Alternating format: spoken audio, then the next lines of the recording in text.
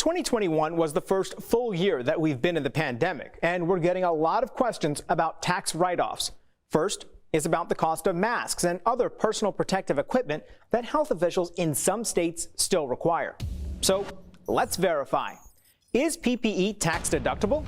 Our sources are the Internal Revenue Service and accounting firm Cherry Bekaert LLP.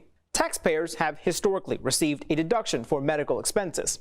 These are things like doctor's visits or medication that aren't covered by health insurance. The IRS says that also includes PPE like masks, gloves, and hand sanitizer.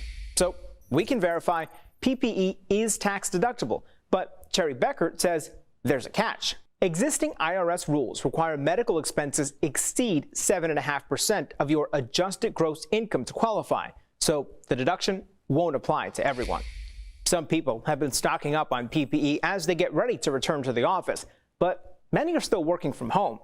We've received some questions about whether you can write off some of the expense of having a home office. So let's verify. Can employees write off a home office? Our sources are the IRS and accounting firm Maxwell, Locke & Ritter. The government used to allow everyone to take a home office deduction if they have the setup.